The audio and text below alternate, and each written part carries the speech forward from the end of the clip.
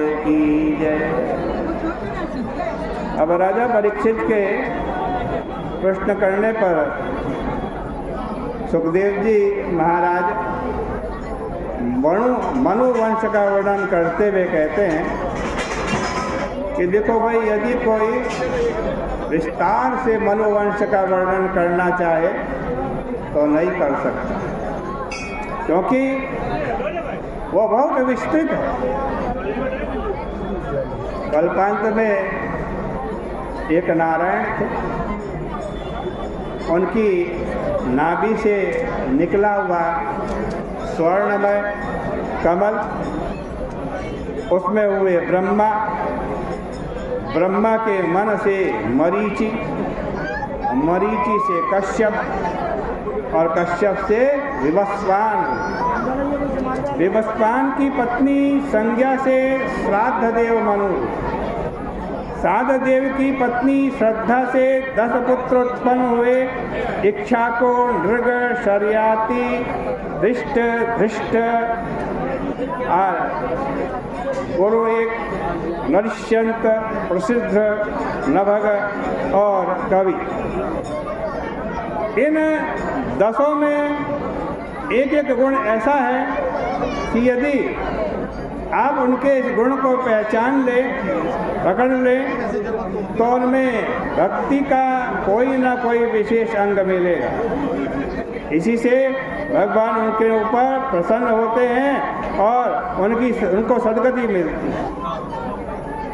इनकी उत्पत्ति से पहले श्राद्ध देव मनु की कोई संतान नहीं थी। वशिष्ठ ने उनसे मित्रा वरुण की इष्टि करवाई।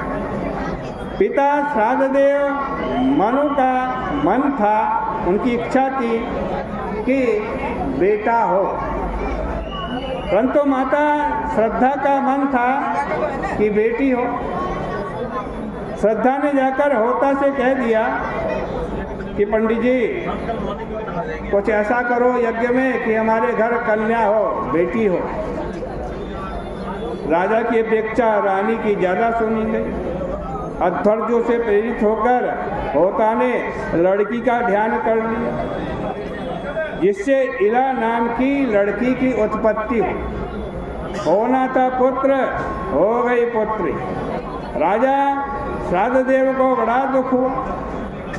वे अपने गुरुजी के पास गए और बोले कि यज्ञ किया पुत्र के लिए और हो गई पुत्री।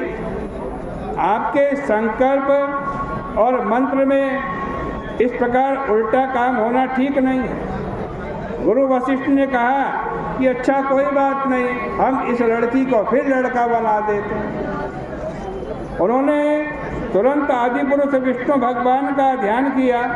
उनकी कृपा से वह बेटी इला बेटा हो गई। उसका नाम सुद्युम्न हो गया। आज कहते हैं कि जब सुद्युम्न बड़े हो गए तब अपने कुछ मंत्रियों के साथ शिकार खेलने के लिए वन में गए। चलते चलते उस वन में पहुंच गए जहाँ शंकर भगवान पार्वती जी के साथ विहार करते थे। आज कहते वहाँ जो कोई घुसे वह पुरुष स्त्री बन जाए, इसलिए सुद्युम्न अपने साथियों के साथ स्त्री हो गए। बात यह थी कि एक बार ऋषि लोग बिना किसी पूर्व सूचना के ही शंकर जी के घर पहुंच गए। पार्वती जी को शर्म आ गई और तब से यह मर्यादा बना दी गई कि जो कोई पुरुष वहाँ आएगा वह स्त्री हो जाएगा। महात्मा लोग तो वहाँ से नर नारायण आश्रम में चले गए। जब सुद्युम्न फिर से स्त्री हो गए और इधर उधर विचरने लगे, बुध से उनकी मित्रता हो गई। उसके फलस्वरूप स्त्री बने। सुद्युम्न के गर्भ से पुरुरवा नामक पुत्र की उत्पत्ति हुई। एक दिन सुद्युम्न को जो पुत्र पुरुरवा के साथ रह रहे थे, गुरु वशिष्ठ की याद आई। वशिष्ठ जी ने शंकर जी को प्रसन्न करके यह व्यवस्था करा ली कि सुद्युम्न 1 महीना स्त्री और 1 महीना पुरुष रहेगा।